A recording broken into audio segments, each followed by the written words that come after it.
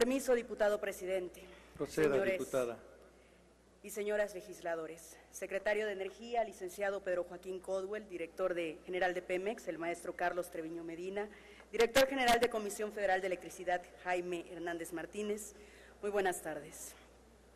El presidente de la República, Enrique Peña Nieto, señalaba como principales logros de la reforma energética y de la apertura del sector la modernización de la industria, crecimiento económico, mayores ingresos para el Estado y la creación de empleos de alta calidad.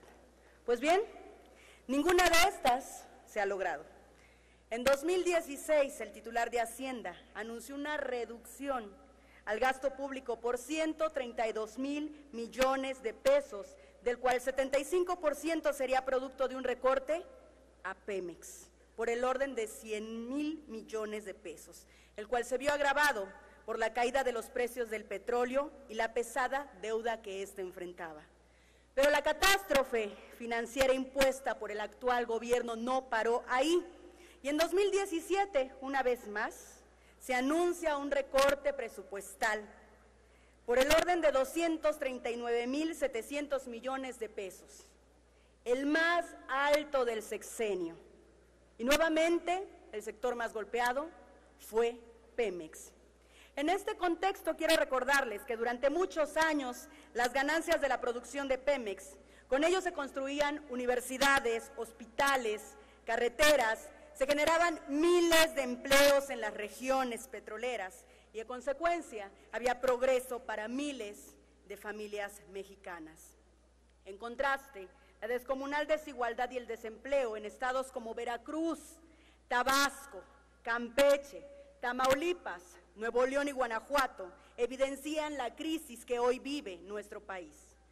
Yo represento al pueblo de Poza Rica de Hidalgo, Veracruz, aquella recordada como la ciudad del oro negro, una región petrolera, como muchas otras que sufren encarecidamente los estragos de su reforma fallida.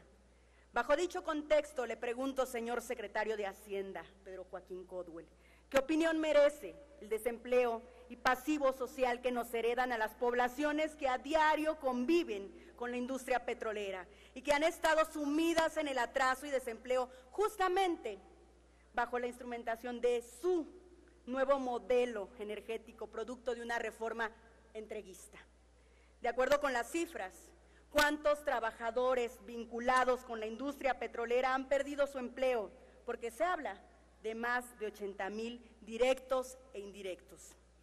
¿Cuáles han sido sus razones para no cumplir con la meta de generación de empleos durante la instrumentación de esta reforma? Y pregunto puntualmente, ¿cuáles son los beneficios que ha generado esta a los mexicanos? ¿Y hasta cuándo reconocerá el gobierno la catástrofe provocada por esta reforma energética?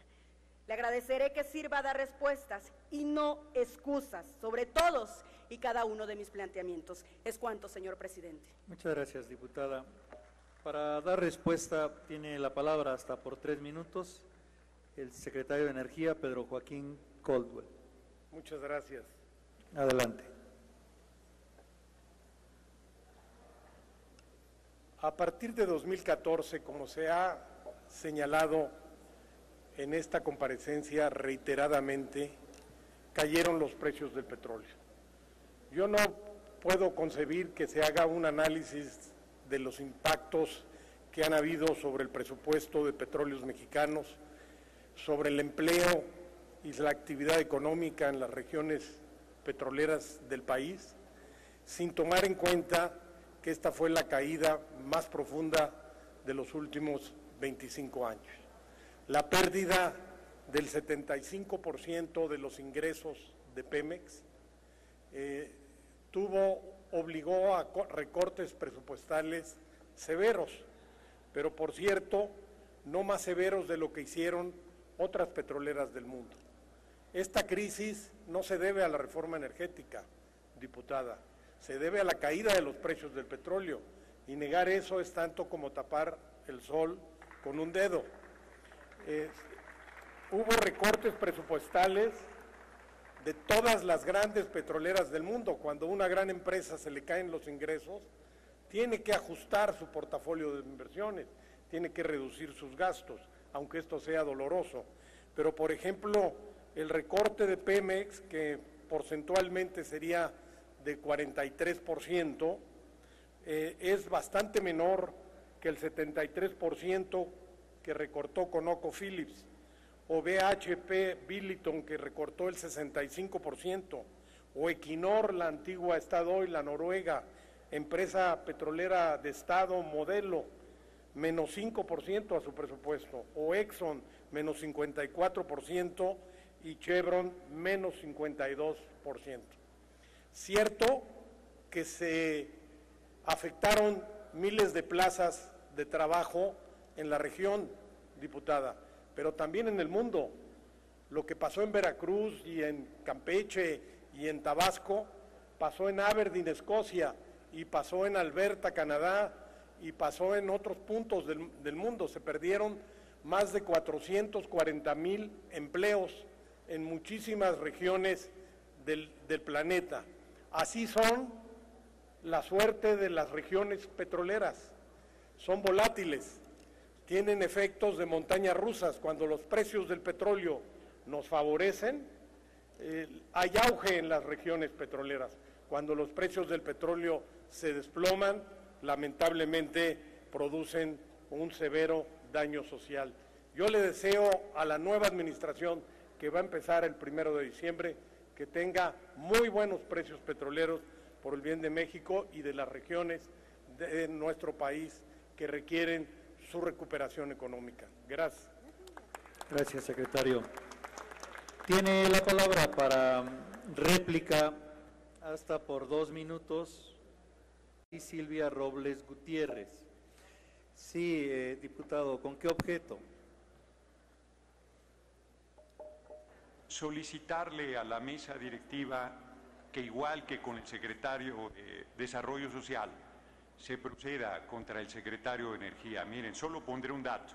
Él dice que ha sido la peor crisis en 98. Diputado, permítame. No más ahí, presidente, termino.